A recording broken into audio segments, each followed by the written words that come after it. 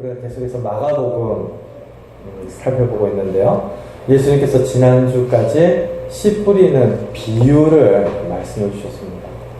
근데 다른 모든 비유 중에 씨 뿌리는 비유가 중요하다라고 말씀을 드렸는데요. 그만큼 씨를 뿌리는 자는 예수님이시고 그 씨는 말씀이기 때문이었고, 그 말씀을 어떤 상태에서 듣느냐에 따라서 열매를 맺지 못하는 땅이 세 종류의 땅, 열매를 맺는 땅이 오직 하나뿐이었습니다. 이제 네 가지 중에 세 가지니까 그나마 그 세 가지가 많게 느껴지지 않는 것이죠. 확률로 따지면 80% 가까운 거예요. 그쵸? 그러니까 대부분이 딴 생각하고 딴 걱정하고 딴 마음을 가지고 그러면서 말씀을 온전히 듣지 못하더라 라는 것을 보았는데, 좋은 땅은 어떻습니까? 잘 기경되어서 말씀이 뿌려질 때마다 30배, 60배, 100배의 열매를 거두는데 점차적으로 많아지죠. 그리고 30배든 60배든 70배든 100배든 열매가 일단 맺혀지기 시작하면 보이는 거죠, 눈에. 네. 말씀이 들어가고 참된 교훈이 능력 있는 말씀으로 역사하고 그러면 변화가 나타납니다. 조금씩 보여요. 이 열매가 처음에는 미미해 보이죠. 싹이 틀 때까지만 해도 저거 어떻게 자라서 열매가 되겠나 싶은데 점점 명확하고 선명하게 그 결과들이 나타납니다. 대부분 분들이 그런 이야기를 해요. 저도 욕 좀 할 줄 알거든요. 그런데 예수님 믿고 나니까 욕이 나오다가 목에 이제 걸리더래요. 지난번에 어느 전도사님이랑 만나서 교제를 하는데 얼마나 재미나게 이야기를 하는지 굉장히 차분하게 부드럽게 말씀하시는 전도사님이세요. 근데 이분이 저도 욕 좀 할 줄 안다고 그런데 머릿속으로 떠오르는 건 욕인데 예수님을 믿고 나니까 그 친구들하고 하던 욕이 탁 이렇게 걸리더라고요. 그러면서 욕이 사라지고, 또 거짓말을 그냥 너무 태연하게 천연덕스럽게, 요즘 아이들 참 거짓말 많이 하잖아요. 네. 이 아이들이 참 똑똑해요. 자기한테 뭐가 유리하고 뭐가 불리한지를 대부분이 이제 잘 아는데요. 그러다 보니까 서울에서도 거짓말하는 자녀 때문에 참 걱정하는 부모들이 많았어요. 근데 어릴 때부터 거짓말을 능수능란하게 하다 보면 나중에 되면 사실은 이게 참 묘한 게 잡을 때가 있고요. 이제 더 이상 잡지 못할 때가 있습니다. 한번 생각해 보십시오. 이제 제가 은성이를 뭐 양육을 한다고 뭐 이렇게 몽둥이를 들었다 그러면 애가 가만히 있겠습니까? 아니면 저항하겠습니까? 네. 뭐 안 보셔도 눈에 알 텐데요. 사실은 뭐 둥치가 커지고 이러면 이제 더 이상 뭐 애를 듣는지 이런 거는 좀 미련스러운 거예요.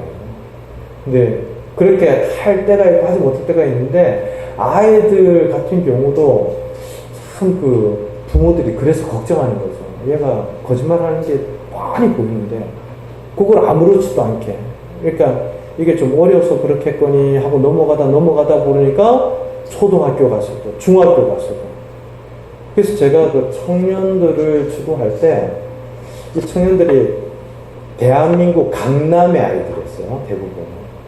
그리고 강남 중에서도 굉장히 안정적인 지역의 아이들이었는데 너무나 태연스럽게 거짓말하는 아이들이다. 그리고 이걸 센스라고 생각을 해요. 그러니까 적절하게 더 뭐 긴 이야기를 하기 싫어서 거짓말로 탁 매듭을 짓는 거죠. 그걸 적절하게 센스 있다라고 부르는 걸 보고, 아니 뭐가 참 잘못됐는데 어쩌다 이렇게 됐을까. 근데 이게 아주 오래 전부터 이제 그런 일들이 이루어져 온 거죠. 근데 그런 것들을 참 이제 가르치고 바로잡고 이런 일들이 사실은 때에 딱 적절하게 이루어져야 하는데, 그렇죠?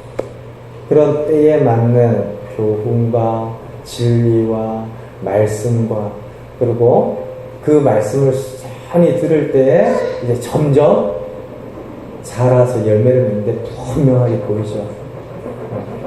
너무나 선명하게 그 결과들이 나타난다. 그래서 욕이 없어지고, 뭐 거짓말도 사라지고, 그리고 뭐 예전에 좀 힘 좀 쓰시던 분들이 부드러워지시고.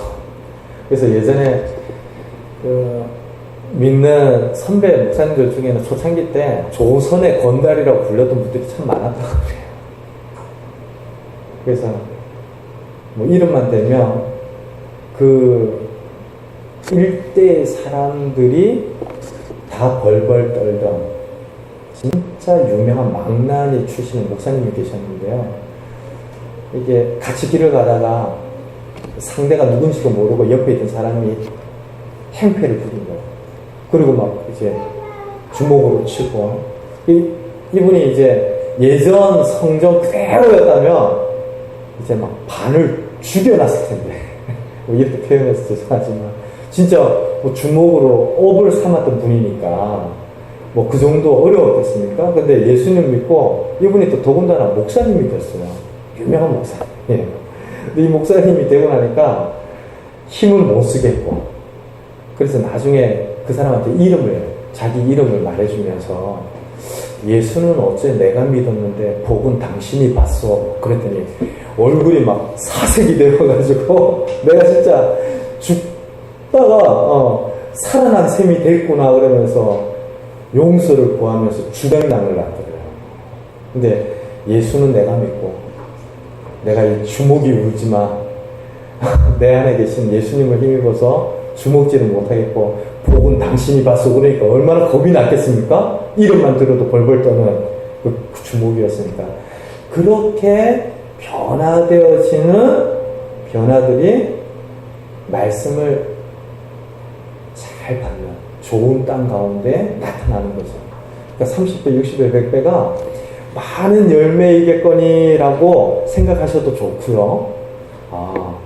그 결과들이 반드시 나타나는데 우리 스스로의 어떤 믿음 가운데에도 그런 변화들이 있죠. 네. 내가 예수님을 믿었는데 아무런 변화가 없어요. 저는 예전이나 지금이나 그대로예요. 아니에요. 변화 있습니다. 지금 이 시간에 예배 드리는 것 자체가 큰 변화죠. 사실은 변화라고 뭐 이야기를 안 드릴 수도 있어요. 왜냐하면 예배가 너무 당연한, 그렇죠? 성도로서 가장 할 수 있는 마땅한 하나님을 향한 행위이니까 뭐 그거 큰 변화라고 이야기하기에도 참 죄송스럽고 민망한 거지만요. 이 시간에 예배 안 드리면 우리 뭐 하고 있었겠습니까? 네. 또 막 쉬고 놀러 가고 그렇죠. 근데 일하다가도 예배하고 또 쉬다가도 예배하고, 이것이 우리 삶의 주인이 하나님이신 것을 인정하는 성도의 가장 귀한 신앙 고백이다. 그렇죠? 네. 그런 변화들부터 시작해서 우리 가운데 참 많은 변화들이 나타나는 것입니다. 씨 뿌리는 비유에서 예수님께서 그런 변화를 기대하게 해주셨고요. 좋은 땅이 되어야겠구나. 그리고 씨가 저절로 자라는 것이 아니라 정말 좋은 땅에 심겨진 씨앗과 같이 열매를 맺어 가려면 참 준비가 되어야겠고, 또 사모하고 그런 갈급한 심령으로 하나님의 은혜를 구하는 우리여야 하겠구나. 지난주까지 우리가 보았습니다. 오늘 말씀 보세요. 오늘 20절 보니까 어떻게 시작하고 21절 보니까 또 어떻게 시작하고 있습니까? 또 그들에게 이르시되. 그러니까 예수님께서 한 번 더 말씀하신 겁니다. 앞에 말씀하셨던 거랑 좀 소리가 울리죠? 계속. 네, 이유를 찾았습니다. 네.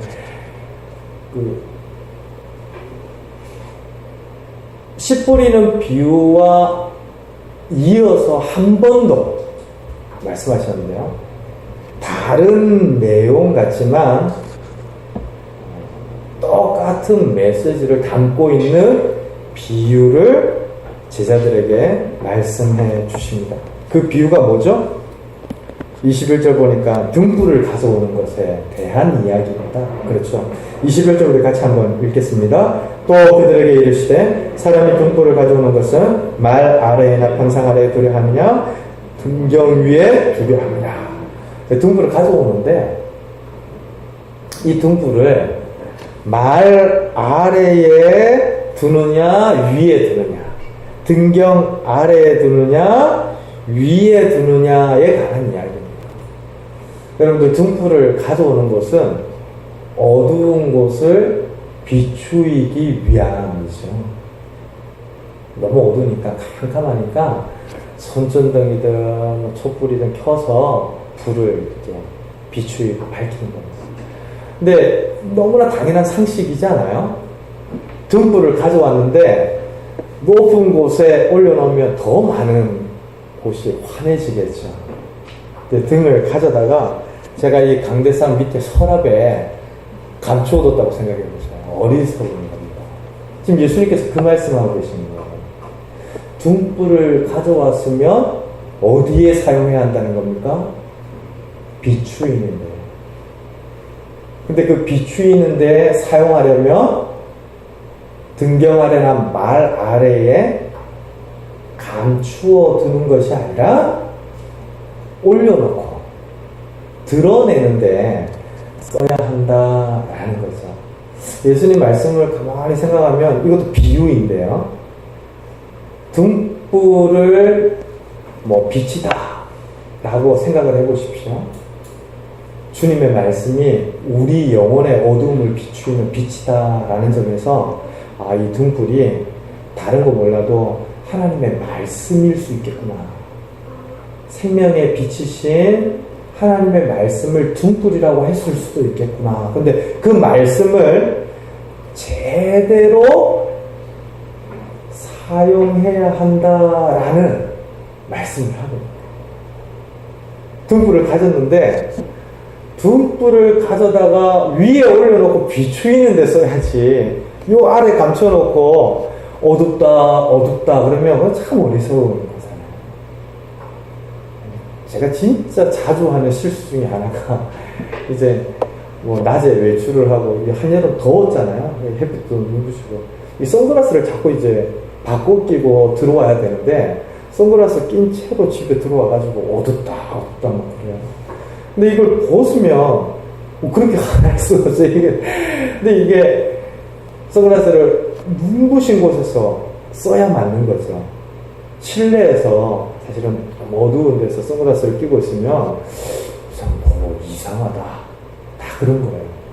그러니까 제대로 된 기능이 있고 역할이 있는데 등불은 비추이는 데 쓰는 거죠. 감추이는 데 쓰는 게 아니고 하나님의 말씀을 이렇게 써야 한다라는 것을 예수님께서 말씀해 주시는 건데요. 22절 보십시오. 우리 다시 한번 읽을까요? 드러내려 하지 않고는 숨긴 것이 없고 나타내려 하지 않고는 감추인 것이 없느니라. 참 안타깝게도 등불을 가져다가 감추이는 사람이 있다라는 얘기일까요? 없다라는 얘기일까요? 있다라는 얘기입니다. 지금 감추인 것이 없느니라 라고 하는 이 표현만 보지 말고요. 드러내려 하지 않고는 숨긴 것이 없고 나타내려 하지 않고는 감추인 것이 없다라고 말씀하시면서 예수님은 정말 기가 막힌 비유의 가르침을 주셨는데 보십시오. 말씀을 비추이는 데 쓰지 않고 감추는 데 쓰는 사람들이 있었습니다. 이런 사람들을 외식하는 사람들이다.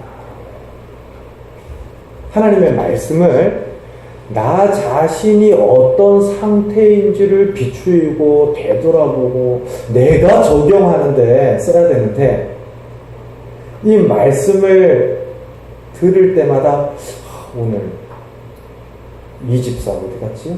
이 말씀 꼭 들어야 되는데, 야 목사님 저 호통치시는 말씀을 들으니까 저건 꼭 저기 조 집사가 들어야 되는데, 이제 나만 빼놓고 딴 사람 생각만 하는 거예요. 이 말씀 참 내 남편이 들으면 좋겠다. 네, 여러분 그거 아셔야 됩니다. 제가 1차적으로 그 말씀을 듣는 성도이고요, 저를 통해서 증거되어지는 두 번째 듣는 성도님들이 우리 성도님입니다.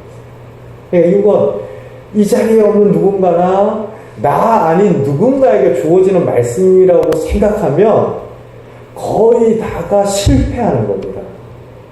그때부터 그 사람의 생각이 나고 그런 거죠. 네.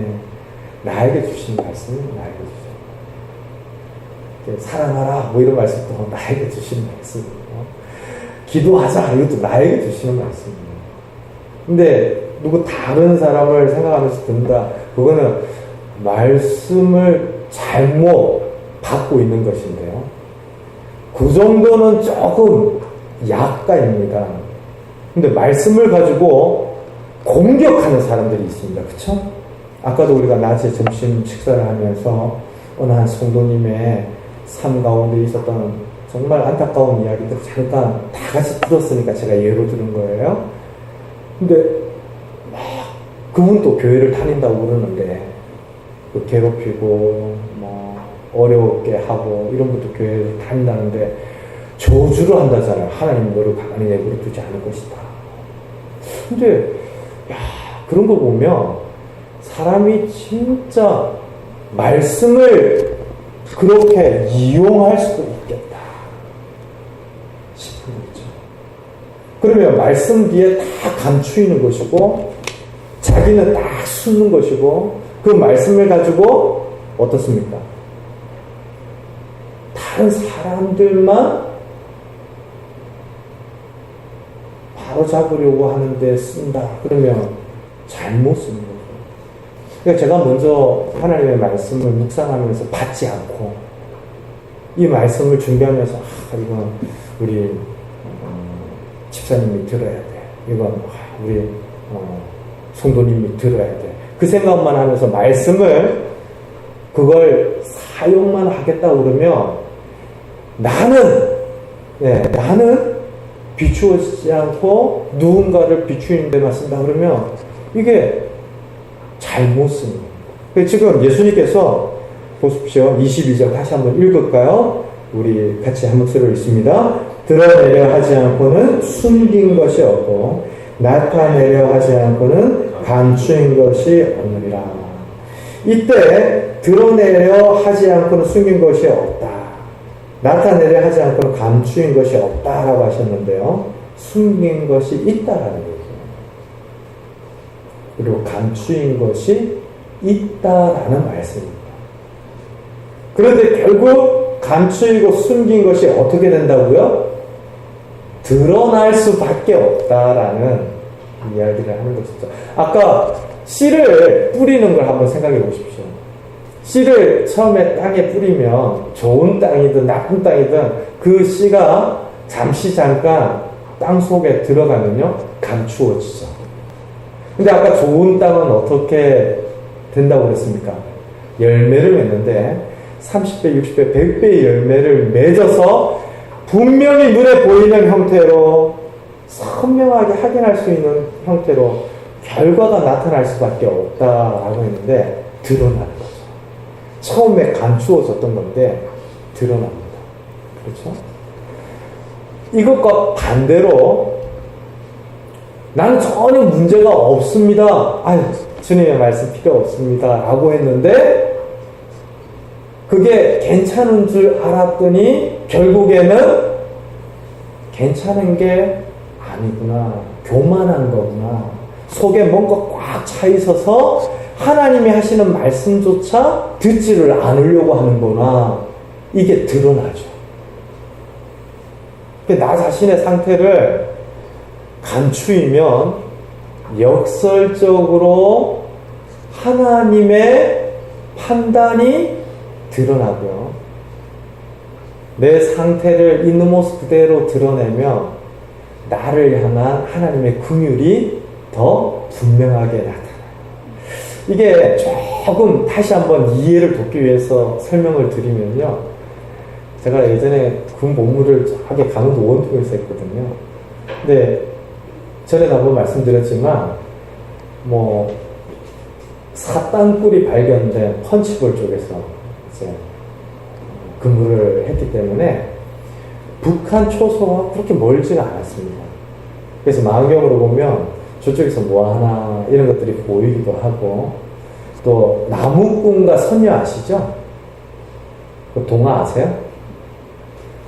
왜 어릴 때 들은 이야기 있잖아요. 나무꾼이 어느 날 우물에 폭포에 갔는데 그 선녀가 너무 이뻐서 선녀가 목욕을 하고 있는 것들을 막 보다가 옷을 감추어서 결혼을 하게 돼요. 근데 나중에 아이를 다 낳고 이제는 나와 평생 살 줄 알았는데 옷을 돌려줬더니 다시 만나요. 너무 많은 패러디가 있어가지고 이게 제가 뭐가 진품인지 헷갈리는데, 그 나무꾼과 선녀의 배경이 되는 폭포가 있다라고 막 북한 쪽에서 이야기를 했나봐요. 그래서 그런 폭포도 눈에 보이고 그런 곳이 있었어요. 근데 참 재미난 건 우리는 이제 참 위쪽에서 올라간 군번이어서 제가 부산 이제 부산 출신들하고 같이 올라가서 훈련을 받았기 때문에 제대할 때까지 부산 갈매기만 부르다가 제대를 했는데, 위쪽에서 올라갔으니까 그렇게 추운 곳은 생전 처음이죠. 대한민국에서 제일 위에 아닙니까? 그래서 근무를 설 때도 제대로 근무를 설지 못하고 매일 이렇게 뛰면서 근무를 서고 그랬던 기억이 나는데요. 근데 북한 초소에 있는 군인들은 좋아해요. 제일 따뜻한 곳에 내려가요. 그렇죠? 그쪽 입장에서는 제일 따뜻한 곳에 내려와 있고, 우리 쪽 입장에서는 제일 추운 곳에 가 있어요. 참 반비례하죠.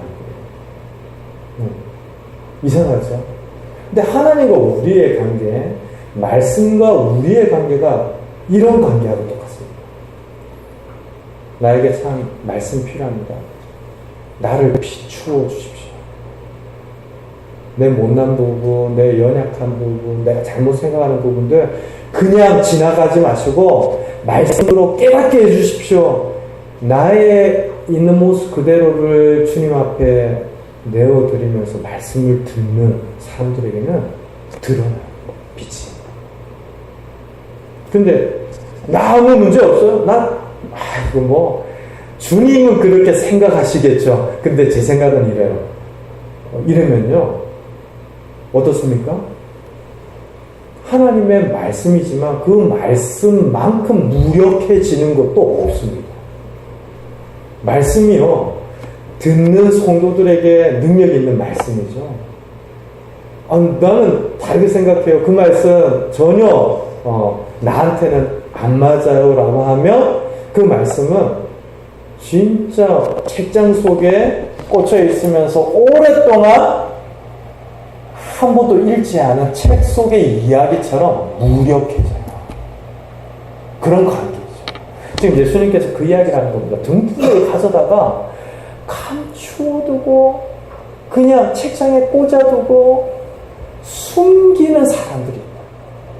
오히려 그 등불을 가져다가 스스로 비출 수 있도록 높은 곳에 올리고 하나님을 높이고 하나님의 말씀을 높이고 그렇게 무릎 꿇고 예배하며 하나님이 나보다 더 옳습니다 이렇게 말씀을 들을 줄 알아야 되는데, 그래야 그 등불을 높이 올려놓는 건데 오히려 문제없다, 저 사람이 하는 이야기에 꼬투리를 잡아보자.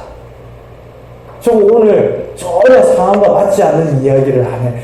그렇게 감추고 숨기면 그것과 비례하여서 나의 어떤 문제, 나의 영적인 상태도 감추어지고 드러나지 않게. 하나님 앞에서는 드러나는 거예요. 사실은 사랑하는 성도 여러분, 예배가요 참 중요합니다. 그래서 여러 피치 못할 사정이나 어려움들 때문에 주일 예배에 이렇게 빠지게 되는 경우들은 어쩔 수 없지만, 큰 상황이 있지 않은데 주일 예배에 빠지잖아요. 그럼 걱정하게 돼요. 사실은 걱정해야 맞는 겁니다.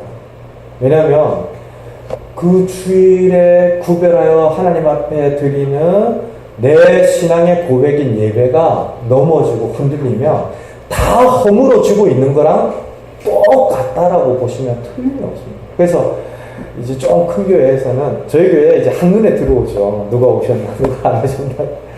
여러분들 긴장하셔야 돼요. 누가 안 보이면 다 모여요. 그러니까. 근데 큰 교회에서는 부목사님들이 하는 일들이 주일 예배, 누가 오셨나, 안 오셨나. 근데 그걸로 무슨 일이 있으셨습니까? 안 좋은 일이 있으셨습니까? 이렇게 물어보면 거의 마치 이 리트머스 시험지로 탁 담궜을 때 이게 산성이냐, 알칼리성이냐, 그 용액의 성격이 그대로 드러나는 것처럼, 거짓말 못하는 것처럼 예배만 보면 그대로 드러나요. 근데 그 예배도 그렇고, 말씀을 듣는 것도 마찬가지인데요. 그렇게 몇 시간씩 상담하면서 하나님 말씀으로 권면하고 같이 기도하고 그러는데, 아니에요. 난 그렇게 안 할래요. 그러면요, 그 상태 자체가 아직도 덜 깨어졌구나. 아직도 교만하구나. 이런 게 그대로 드러나는 거죠. 그러니까 지금 예수님께서 얼마나 많은 것을 함축적으로 담아서 말씀하시는지 22절 한 구절 묵상하면, 야, 이게 참 묘하구나. 그렇구나.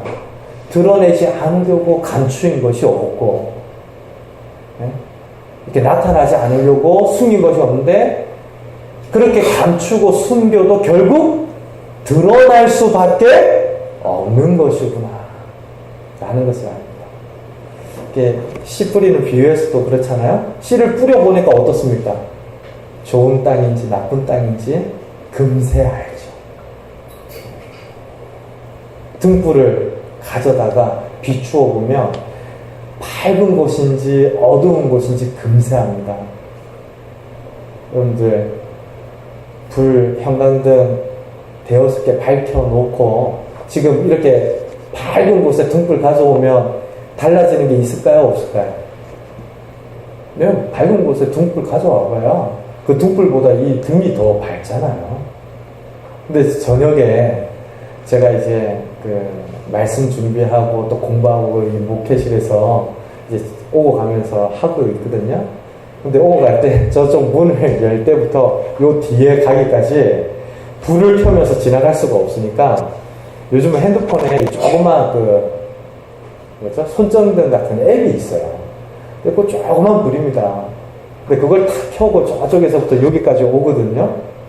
얼마나 밝은지 몰라요. 그렇게 어두울 때는 그 작은 빛으로도 무엇이 밝은 거고 무엇이 어두운 건지 명확하게 드러납니다. 지금 하나님의 말씀이 그런 일을 하는 거죠. 그리고 등불을 가져갔을 때는 우리가 어떤 존재인지, 우리가 어떻게 살아야 하는지 비추이는데 써야 해! 라고 주님께서 말씀하시는 거고요. 참 감추고 숨기는 사람들 가운데 안타까움 곧 드러날 텐데, 그렇게 나타날 수밖에 없는데 참 어리석은 사람들이 있다라는 것을 이 비유, 또 한 번 더 말씀하시는 비유를 통하여서 알게 해 주신 거죠. 사랑하는 성도 여러분, 하나님의 말씀이 저와 여러분들의 인생 가운데 등불인 줄로 믿습니다. 그 말씀을 나 자신과 인생을 비추이는데 사용하시기를 바랍니다. 남을 비추이는데 쓰거나 나 자신을 그 말씀 뒤에 숨기는데 쓰지 말고요.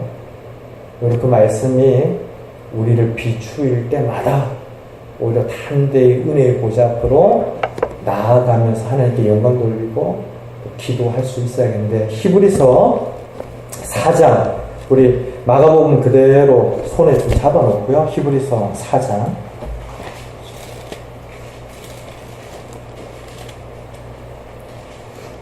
12절에서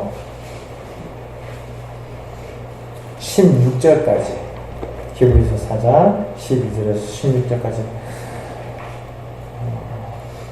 너무 귀한 말씀이어서 앞으로 이제까지도 그랬고 앞으로도 정말 자주 나눌 터인데 한번 한 목소리로 읽어보겠습니다. 하나님의 말씀은 살아있고 활력이 있어 좌우의 날선 어떤 것보다도 예리하여 혼과 영과 및 관절과 못을 찔러 쪼개기까지 하며 또 마음의 생각과 뜻을 판단하나니 지으신 것이 하나도 그 앞에 나타나지 않으니었고 우리의 결산을 받으실 이의 눈앞에 만물이 벌거벗은 것 같이 드러나느니라. 그러므로 우리에게 큰 대제사장이 계시니 승천하시니 곧 하나님의 아들 예수시라. 우리가 믿는 도리를 굳게 잡을지어다. 우리에게 있는 대제사장은 우리의 연약함을 동정하지 못하실 리가 아니라 모든 일에 우리와 똑같이 시험을 받으신 이로되 죄는 없으시니라. 그러므로 우리는 긍휼하심을 받고 때를 따라 돕는 은혜를 얻기 위하여 은혜의 보좌 앞에 담대히 나아갈 것입니다. 그 말씀이 살아서 역사하며 우리의 혼과 영을 찔러 쪼개는데 다 드러날 겁니다. 만물이 벌거벗은 것 같이 말씀을 들을 때마다 막 가슴이 찔리고 막 아프고 막 그럴 거예요. 그렇죠? 근데 그럴 때에 뒷걸음질 칠 것이 아니라 그런 우리의 연약함을 아시니까 더 은혜의 보좌 앞으로 나아가고 기도하면서 힘을 얻고 그 말씀대로 비추인 대로 내가 살아갈 수 있도록 도와주십시오. 그렇게 하는 일이잖아요. 주님께서 그 등불의 비유를 가지고 우리에게 그와 같은 은혜, 비밀, 참 귀한 비밀인데 가르쳐 주셨습니다. 또 마가복음 다시 돌아가서요. 24절 보니까 또 이르시되, 우리 같이 한번 읽을까요? 마가복음 4장 24절인데요. 우리 한 목소리로 읽습니다. 또 이르시되 너희가 무엇을 듣는가 스스로 산가라. 너희의 헤아림이 그 헤아림으로 너희가 헤아림을 받을 것이며 더 받으리니. 25절 있는 자는 받을 것이요 없는 자는 또 있는 것까지도 빼앗기리라. 24절과 25절 또 비유의 말씀인데요. 이 헤아림으로 헤아림을 받게 될 것이다 라는 거, 이대로 곡식을 담는 걸 이야기합니다. 가끔 저희 도계동 주변에 땅콩 파는 아저씨가 오시는데요. 한 집은 맛이 없고 한 집은 맛이 있어요. 제가 그 맛있는 집에서 땅콩을 점점 이게 사서 봤는데 큰 데가 있고 작은 데가 있습니다. 큰 데는 10,000원이에요. 작은 데는 5,000원입니다. 근데 이 작은 데보다 큰 데가 2배냐? 가격으로만 놓고 보면 2배일 것 같은데 제가 볼 때는 한 3배 정도 되는 것 같아요. 그러니까 그 대만 보면 5,000원짜리를 사러 가야지, 오늘은 10,000원짜리 안 사야지 그러면서 갔는데도 10,000원치 주세요 이렇게 돼요. 5,000원, 앞에서는 5,000원치 이게 저 작은 데 사야겠다 그러다가 그 대 크기를 보는 거예요. 그러니까 작은 데는 작게 담는 거고요. 많은 데는 많이 담는 겁니다. 지금 예수님께서 너가 가지고 있는 그 헤아림으로 헤아림을 받게 될 것이다 라고 이야기를 하는데 참 역설적이잖아요. 내가 가지고 있는 헤아림이 작은 데라면 작게 받는 것이고요. 큰 대라면 크게 받는 거예요. 오늘 예배를 들러 오기 전에 자, 오늘 교회에서 은혜의 선물을 여러분들에게 드릴 겁니다. 하나님이 주시는 은혜인데 이건 진짜 많이 가져가시면 가실수록 좋습니다. 다 가방 하나씩 가져오십시오. 근데 오늘 이 집사도 오고 그러니까 내 이 핸드백 새로 산 거 이 핸드백 하나 들고 가야지 그러면서 작은 거 들고 오면 그 선물을 담는데 그만큼밖에 못 담겠죠. 근데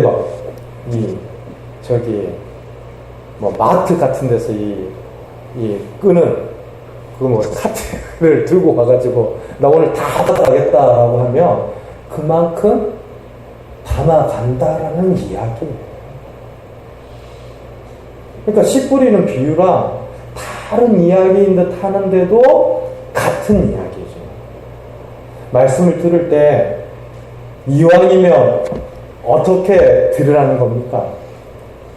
작은 대로 듣는 것이 아니고 작은 가방으로 듣는 것이 아니고 크게 입을 열고 마음을 찢고 그렇죠? 장막터를 넓혀서 들으라는 겁니다. 그러면 그런 헤아림 가운데 더 주는데요. 이게 참 죄송합니다. 이런 비유를 제가 잘 안 두고 싶은데 오후 예배 시간이 좀 졸리기도 하고 하니까 아까 땅콩 파시는 분 이야기 했잖아요. 그 5,000원치 살 때보다요 제가 2번을 다 사봤어요. 근데 10,000원치 그 큰 대로 사면 그 대 자체도 2배가 넘거니와 그 대로 이렇게 수북히 담아주시면서 한 주먹을 더 주세요. 더 주시더. 그래서 제가 이 말씀을 주중에 생각할 때 계속 그 땅콩 파시는 분이 생각이 나는 게 이 사람의 인심도 그렇구나. 물건 파는 사람의 인심이 그래요. 그러니까 저거 사면 그냥 정량대로 팔고 더 많이 사가면 한 주먹이라도 더 챙겨주려고 하는 게 이제 시장 인심이고 또 지방 시골 인심이고 그렇잖아요. 근데 심지어 사람조차도 그런데요. 하나님은 어떻겠습니까? 더 크게 준비되어서 와서 말씀만 해주십시오. 내가 오늘 다 담아가고 싶습니다. 이런 헤아림으로 말씀을 듣는 성도들에게 더 하시죠. 그래서 이 기쁨과 은혜들을 알아가면 알아갈수록 예전에 욕하는 것 정도, 욕은 안 해야겠다. 그리고 내가 그냥 거리에 침은 안 뱉어야겠다. 쓰레기를 버리는 일은 안 해야겠다. 이러던 분들이요. 더 많은 영역에서 하나님 주시는 선물 보따리들을 챙겨가는 것을 봅니다. 그래서 욕도 사라지고 부부관계도 회복이 되고 그렇죠. 인생의 즐거움도 생기고 그런데 오늘 또 피곤한 이야기를 하시면 안 될 텐데 이렇게 작은 헤아림을 가지고 저건 나랑 안 맞는 이야기니까 나는 저건 못 듣겠다. 이 헤아림으로 듣는 분들은요, 그 작은 기준에 뭔가 부딪히는 말씀이 딱 생기잖아요? 그럼 와르르 무너져 버립니다. 그러니까 지금 주님께서 하시는 말씀이 그렇죠. 큰 헤아림으로 어떤 말씀만 하셔도 내가 다 듣겠습니다. 이렇게 예배를 드리는 성도들은 더한 은혜도 받고 있는 것에 더 풍성이 임하는 축복을 누리는데 저거는 내가 못 듣겠다. 저거는 아니다. 이렇게 작게 이렇게 붙잡아 놓고 그 작은 헤아림으로 말씀을 듣는 성도들은 그것마저도 부딪힐 수밖에 없습니다. 사랑하는 성도 여러분, 죄라는 게 뭡니까? 근본적으로 하나님과 어긋난 거죠. 근데 이 척추가 약간 희거나 어긋나면 표가 납니까? 안 납니까? 근데 하나님과 우리가 어긋난 게 표가 날까요? 안 날까요? 납니다. 감출 수가 없습니다. 반드시 드러납니다. 그러니까 내가 이 작은 되를 가지고 이것만 가지고 담아 보겠다라고 하면요, 결국에는 그것과도 부딪히는, 그 혼과 영까지도 찔러 쪼개는 말씀이 분명히 있을 터인데, 작으면 작을수록 있는 것마저도 빼앗기고 흔들리는 분들을 참 많이 봤습니다. 입을 더 넓게 여십시오. 마음을 더 넓게 여십시오. 하나님의 말씀을 들을 때 더 큰 헤아림으로 하나님의 말씀을 들으시는 저와 여러분들 되시길 바랍니다. 등불을 가져다가 그렇게 비추 있는 데 쓰고, 하나님의 말씀을 받을 때 더 팔을 넓게 하여서 그 말씀을 들을 때 좋은 땅인 거죠. 30배, 60배, 100배의 열매를 맺는 그 좋은 땅이 오늘 우리가 읽었던 말씀의 비유에서도 이어지면서 설명을 해주신 겁니다. 그래서 또 이르시되 그러면서 두 개의 비유를 연달아 주님께서 말씀해 주시는데요. 아, 좋은 땅이란 그런 땅이구나. 우리 마음밭을 잘 준비하여서 예배에 모이고 그 헤아림을 어떤 말씀이라도 주시면 아멘으로 내가 받고 함께 순종하며 하나님께 영광 돌리겠습니다. 이런 헤아림을, 그래서 있는데 더하시는 하나님의 평강과 은혜를 우리 그 사랑 교회 모든 성도님들이 이번 한 주 동안에도 30배, 60배, 100배 누리시게 되기를 주님의 이름으로 축원드립니다. 우리 함께 기도하겠습니다.